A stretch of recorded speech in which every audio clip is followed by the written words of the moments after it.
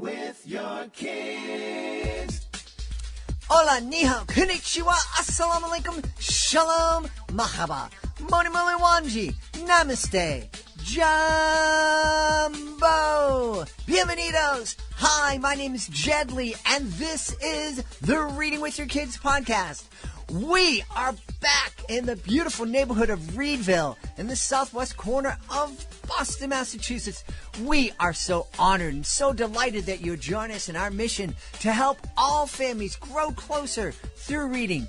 Please be sure to tell all of your family and friends about the show. Tell your kids' teachers, their principal, their librarian, and also please be sure to subscribe to the show on the iHeartRadio app, on Spotify, Apple Podcasts, Amazon Music, Stitcher Radio, wherever you find your podcast. Our guest today is Adam Wood. He is here to celebrate Our Preemie Adventure.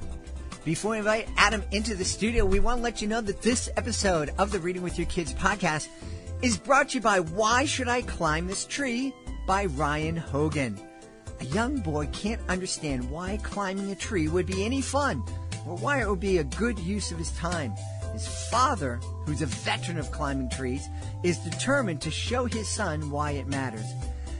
This story is accessible to all ages, and it features some beautiful, wildly colorful, and evocative illustrations. Why Should I Climb This Tree could be the antidote for the impediments delivered to our children from excessive use of digital screens and social media.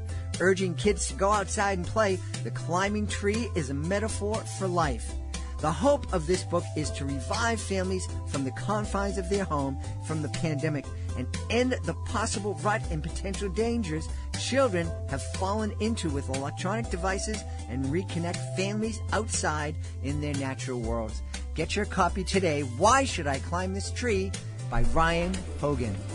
This episode of the podcast is also brought to you by Gina Giordano. Have you ever heard your children or your students say that they couldn't do something or that it was just too hard? We've all fought a case of the knots before. Yet by Gina Giordano teaches kids that it's okay to make mistakes and that mistakes are actually learning tools. Yet is a superhero who helps the citizens fight the negativity the evil knot twins bring to town and helps the citizens discover their own superpower, the power of yes. It's a great lesson for young and old alike with a powerful message that will have your children and students talking for quite some time. Get your copy today, by Gina Giordano. Join us right now from the beautiful state of Connecticut. Our guest is here today to celebrate his book. It's called Our Preemie Adventure. Please welcome to the show, Adam Wood. Hey, Adam, how are you? Good. Thanks for having me on today. I'm really excited to have you on today to talk about Our Preemie Adventure. But first, I just want to acknowledge and thank you. Adam is a retired military member. He served in the 82nd Airborne, the unit my dad was a part of, and you spent 20 years serving our country? Yes, I retired in 2019. So thank you so much for that.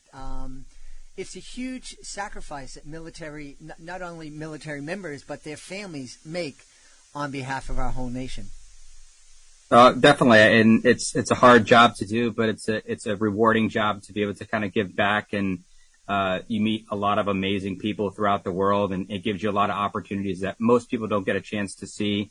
And I've been very blessed to have a lot of amazing people in the 20 years, and it's really great to be able to serve, and that's what I continue to do now. Yeah, and as Adam and I were talking about, in the 82nd, you were jumping out of perfectly good airplanes.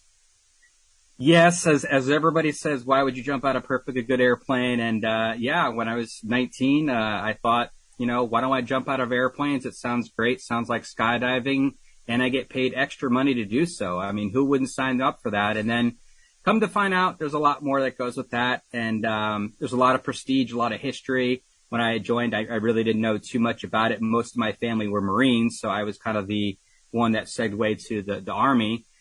But I found it's an amazing lineage that dates back, to World War II. a lot of amazing units and campaigns, and it's was a real honor to serve there. But yeah, it is definitely not like everybody thinks it is. But for those who are serving and doing it every single day, it's an exhilaration too. So you get a once in a lifetime experience. Yeah. And today we're talking about our Preemie Adventure. And in our Preemie Adventure, I'm sure we're going to meet another group of people who are serving us, the men and women, doctors, nurses, and technicians who are saving the lives of infants in the NICU. Certainly. Yeah, it's the book highlights, the parents, the caretakers, the doctors, the nurses. The experience being in the NICU is one that is highlighted by a variety of complete strangers coming into someone's life and being a really impactful person on the day-to-day and helping to, bring these kids home that often spend anywhere from a few days to a few years in their first year of life, could potentially be in the NICU. And the doctors and nurses and the families are there all along the way to help them get home. Yeah. So this story is based on your son, am I right? Yes, it's based on my son, Brady. 4 years ago, he was born at 25 weeks, so 15 weeks early, weighing just over a pound. It was 1 pound, 4 ounces.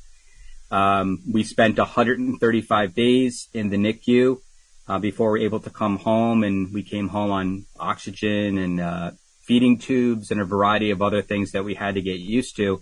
But it's based upon the experiences that we went through, the experiences that a lot of families go through all over the world and have gone through. Prematurity is 1 in 9 or 1 in 10 people is estimated in the U.S. alone to be somewhat premature. In our son's case, he falls into kind of like the 1 in 12 where there's micropreemies. So there's kids all over the world. And what I found is that no matter what culture, no matter what background, no matter what religion, that families all share in the same similar thought process, the same emotions, the same things that they go through when they have a little one in the NICU. Many times this is the first time they've ever had to deal with the NICU, and it's a very scary experience for them. And you find yourself searching for answers amongst so many different things that are going on. And that's one of the reasons why I wanted to write the book, because I sat there 4 years ago not knowing if my son was going to make it that next day and not realizing that a baby born 1 pound could survive. I just had no clue when they told me that I was going to be a dad to a kid born 15 weeks early. I assumed he was just going to come out and not live. I didn't know anything about that, as many families are. So I wrote it from the perspective of me sitting by the NICU and the isolate every single day, reading to him, being involved with him, and looking at the milestones and things that we celebrated, things that are very unique to people that are NICU and preemie parents. It's something that not many people understand until they go through, and you really can't explain it until you live through it. It's just one of those things that it's so hard to articulate in a way that somebody truly understands. But parents that are going through that, they know all too well the doubts, the things that they're thinking about, even the similar stories, the funny things that happen in the NICU. And one of the things I did with the book, when I created a social media account, Preemie Adventures, a few years ago, I use a lot of humor to get through a lot of things in my life and adversity. And that's evident in being in the military. When you're in combat, and I was in Afghanistan and Iraq, I had to deal with a lot of things. You had to compartmentalize your emotions and your feelings. And that's very similar to being in the NICU and being in the hospital. And it's not just the NICU and hospital. It could be any children that are born and need to be there for a while. My niece had to have open heart surgery a few weeks after she was born. I had my other niece who had 2 preemies in the same hospital that were born early. So there's so many instances that it plays over, and you have to compartmentalize so many emotions as a parent and as a dad and as a mom, whether you're balancing work, you're balancing kids at home. There's so many things that each individual person, their journey's unique, but they're also wound up and similar in a lot of ways. They overlap, and they usually have the same theme of doctors and nurses that really become part of the family in that experience. They entrust in them to leave at the end of the night if they're able to, and know that they have staff there to keep them. And many of these doctors and nurses just go above and beyond knowing these parents are so invested in their experience. So I use a lot of the emotion in the humor in the book because I realized that sometimes you need to laugh a little. Sometimes you need to look at it from a perspective and celebrate the wins and celebrate the good things rather than dwelling when you look back and say, you know, it was this day that was hard or that day was hard. And you kind of look back, and a lot of families have trauma. They have PTSD. They can't even go into a hospital without, you know, breaking down emotionally. They hear an alarm go off and it sounds like the alarm in the NICU. So my goal was really to bring that story forward about what we went through, use a lot of humor with it, a lot of heartwarming images so that a mom and dad could sit there and say, there was a dad just like me who had a 25-weeker or a 23-weeker that went through everything I'm going through right now. And they wrote a book and they found a happy ending at the end, and that there's that hope there, and that they're able to laugh and they're able to look at the book and say, you know, this is what we have to look forward to. These are the milestones we have to look forward to celebrate, or be able to laugh with each other because there's something on the page that they thought they were the only person that thought about that or looked at that from that perspective. And I really wanted to bring the story of these parents and what they go through in these children in a way that they could appreciate it in the NICU, out of the NICU, and years later when they're showing their little one, like my son at 4, what he went through, but in a way that's not scary. It's more funny. It's more upbeat. But that parent can look at it and say, those were the great days. Those were the amazing days. And they instead share their stories on social media or with their friends about the funny things, you know, that go on in the NICU. And there are a lot of things. There's a lot of things that if I were to tell you some of the things that only a NICU parent would get, you'd kind of look at yourself and say, why do they do that? Or what's that? Or what are you thinking? And I try to look at it from that perspective of that fresh parent that doesn't know anything, the wide-eyed, bushy tail that's looking for answers, and how can I provide that to them and comfort them in a way that I didn't have a few years ago. And I think we've done a pretty good job with it, as it's been out for a little while now, almost a year. And we've got a lot of parents that have reached out that have not only left reviews, but have just reached out and messaged me and said, you know, the book is exactly what I needed to get me through a hard day. And it was exactly what we went through. And I felt like I was seeing, somebody was seeing me for the first time. And it's great to be able to have that because there's not so many books out there. There are a lot of great authors. I know Sarah Ward was on here previously, and she's a wonderful person that I found out in the last year or so. We've worked together and shared our stories about creating content. But there's just not a lot out there for the families. And a lot of the stuff that is out there is more geared towards doctors and nurses and medical. It's not geared towards the family, the brother or the sister. But what I'm starting to see is a lot more parents are encouraged to self-publish, find those outlets and be able to share stories so that other families all over the world can, you know, get through their circumstance and feel like they're seen. Yeah. One of the things that you mentioned as you're talking about is you didn't say, my son was in the NICU. You said, we were in the NICU. And I think from speaking with Sarah, from speaking with you so far, that's your child is the patient and he's the one getting the treatment, but you're all there. The whole family is there in the NICU and in some ways being treated and supported by the staff there. Yeah, it's a full-on job for that, and not every family is able to do that. And there are a lot of families that have to find balance where, you know, the mom or the dad or both have to work, or they have kids at home and they're trying to get back to the kids and back to their. And there's tons of guilt that comes with that. A lot of families feel the guilt of not spending enough time, and you're constantly weighing these things. Did I spend enough time? Is that why they didn't progress or do as well today? There's so many second doubts that go into it, but it is an important part of the care. And when you initially become a parent in this situation and your child's, you know, very sick or very small, it's very hard to get the confidence to get the hands-on and to interact because you're talking a baby that's the size of my hand. He was about 10.5 inches long, and I could literally cover him with my whole hand. And the nurse is telling you, well, go ahead, put him on your chest and let's hold him. And he's got all the wires and you don't have the confidence. But it's these doctors and nurses, as I talk about in the story, that really also help us gain the confidence to be involved in being a parent and feel connected, because those isolates and those, experiences being in the NICU and all the wires can really isolate the parent. Even though they're just a few inches away, it can feel like miles for a lot of them because they're having to see their child and it's painful. So, a lot of what I did in the book was try to find where all the wins and all the things that we love and the first times. That's always the big thing, and be able to have a parent to reflect back and just say, oh, that was such a great day. I remember it took us forever to get there, but it was so amazing. And then they're talking about all the good stories, and they're not talking about the bad stuff. Mm-hmm. Yeah. Obviously, Our Preemie Adventure would be a fantastic resource for a family that is currently going through the preemie experience, the NICU experience.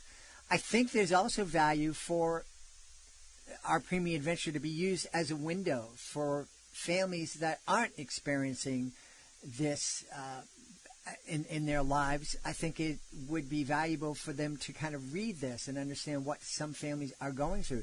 Can you talk a little bit about that? What kind of benefits do you think a typical family that has 2 kids, there's no kids on the way, no one's sick, what value could they get out of reading My Preemie Adventure?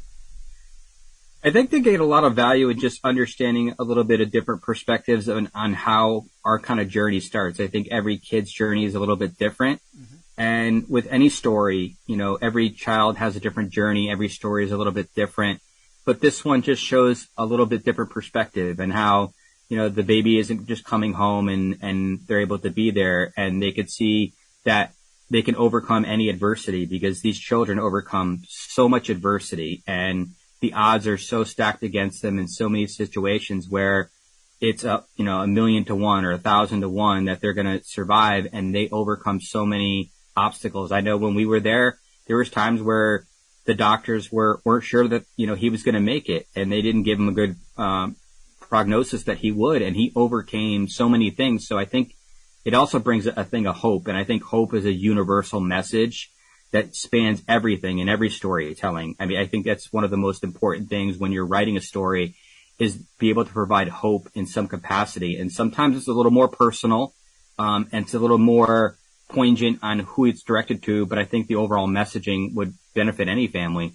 And it would be a great tool to understand maybe they have a loved one or a family member that's in the NICU, mm-hmm. and to understand and be able to give that to them as a resource and see what they're going through, and maybe understand that, I can support them in this way or in that way. Because at some point we all will find somebody who's premature, or has somebody in our life that is going to be premature. And there's a lot of ways we can help impact them. And there's a lot of things we can do with our local NICUs to give back. There are, for a lot of the kids, and you can see in the background here, I have that little knitted octopus, which is also in the book. And that's an important resource that a lot of people donate to NICUs, because it mimics the umbilical cord. So when children are used to having that, they don't have that when they're born very early. Mm-hmm. So that actually helps them as a comfort. So that's become a lot of people around the world will donate and hand knit these. These are not made by any kind of big company. So moms and dads and whoever can knit these, drop them off at their local NICU, and they will be loved and used by a lot of people. And those are little things that you can do. Maybe you have a passion about that you want to give back. Well, that's something you can do to help a family. You may not have to have a NICU family that you know about, but that's a great way to give back. There's also things where people can go to NICUs and volunteer to hold the babies and comfort them. There's lists at our hospital a mile long for retired people that were nurses and doctors and everything, that just go in, and when the parents aren't there, they hold the baby and they comfort them, and that helps them along the way, because that contact gives the baby something to fight for and gives them the ability to grow and develop with that. So I think that's a great way that, moms and dads that can't be there 24/7, you can do that as well. Yeah. You were mentioning so many different ways that families can help, and I think that would be a really fun family activity to help put together those blue octopuses, or octopi, maybe that's the way you say it. Octopi, squid, whatever you want to call them. Yeah. They're just cute. They're fun. Yeah. One of the things I think is really important for us to understand. I'm guessing Brady might have been named, or his name might have been inspired by somebody who might have played a sport here in New England at one time. And he certainly has achieved some amazing things on the football field. But your son is a real superhero. Your son kicked death's butt. You know, when you think about that, and I think that is something important to think about. Your son, you know, the doctors and nurses were there caring for him, but your son really had to fight. And he fought for his life, and he overcame this, and he's surviving, and he's thriving now. And I think that that's something to really be celebrated. It truly is. I mean, he is a blessing in every which way. I am beyond blessed to have him in our life, and what he does for us and how he makes me a better person and us a better person in general. He teaches me things every day. And that's where the passion for this book was. If you would have told me, you know, old Army guy 10 years ago, I'd be writing children's books and I would be working towards prematurity and NICU and nonprofits and doing all the things that I've been doing over the last couple of years, because we got a second chance, I would have thought you were crazy.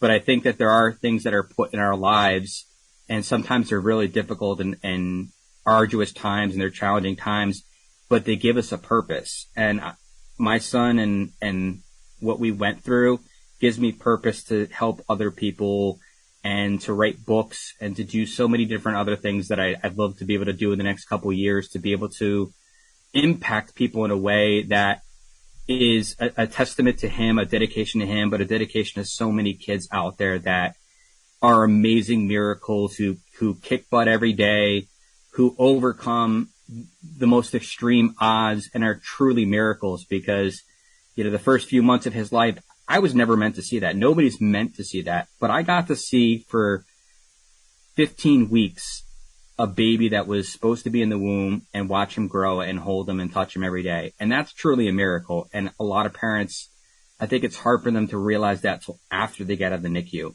They're so ingrained in, I got to get through today and this moment and that second. But I want them to really realize that their child is a miracle and they're to be celebrated. And that's really what, you know, I want to do, is celebrate those families, and not just my sons, but all the families, because they are truly amazing. The other thing that's amazing, and I think that this book, you probably didn't think about this as you were writing it, but I think this book, like another book that we celebrated here, Fly, Fly, Fly, Little Birdie, by active duty Marine Jacob Monroe, it allows us to see that the warriors that are protecting us have a soft and cuddly, can I say soft and cuddly side? I don't know. You can. But, you know, but the men and women who are serving us and that are warriors and are protecting us are human beings, and they have that soft emotional side. And I think it helps us see you all as our brothers and sisters, as people. Yeah, as my wife would say, I've become very cuddly and soft in my later years with our son. But yeah, the men and women, they do amazing things in and out, and it's good to be able to bring a positive message. And for me, you know, I like to be passionate in what I do, and I was passionate in what I did for 20 years, the military, and I lacked passion for a few years and what to do. And you find that, what do I do next? And I found that this is kind of where I want to be at. I want to be able to create more books, even if it's, you know, all self-published and I'm doing it just for the kindness of my heart and help families. I want to be able to create a whole line of things that people can utilize to get through their hard times and their difficult times, and bring real stories to life that aren't being told out there. And, you know, I've been blessed to do it so far, and I look forward to many more books to be able to do. Awesome. Well, we need to tell people where they can go to find out more about Our Preemie Adventure and find out more about all these other books that are going to come from you. Yeah, so you could go to preemieadventures.com. So I have that website. Not only is there a link to that book, I've also got a link to a lot of other NICU books that are available, including Sarah's book. So I have a whole library of authors that I've gotten a chance to meet that have created content like that, that are on there. We also have donations. We have a platform for people that want to volunteer to all kinds of organizations worldwide. You can also find us on social media at Preemie Adventures on Instagram. We have lots of daily lives. We have, where we have interviews. We also have daily content, funny things to share, experiences of families, as well as Facebook.com, Preemie Adventures. You can find us there, and we've got everything from the book to resources for families in need. Awesome. We've had a really wonderful time speaking to the author of Our Preemie Adventure, Adam Wood. Hey, Adam, thanks so much for being with us. Thanks for having me on today. I really appreciate it. Please be sure to join us for the next episode of the Reading with Your Kids podcast. Our guests will be Estani and Sophia Frizzell. Estani is a national recording artist who wrote Introducing Cy the Peacock, The Unique Beak. Sophia is her daughter who also illustrated the book. It's a really, really fun interview. We talk about everything. We talk about the book. We talk about performance. We talk about illustration. We talk about family. It's a great time. You don't want to miss it. That's the next episode of the podcast. Hey, if you're the author of a fantastic children's book, we would love for you to visit our website, readingwithyourkids.com. We'd also love for you to click on the Authors Click Here button at the top of the page so you can find out how you can be a guest here on the podcast, find out how you can submit your book to our Certified Great Read panel, and find out how you can participate in our monthly promotion program.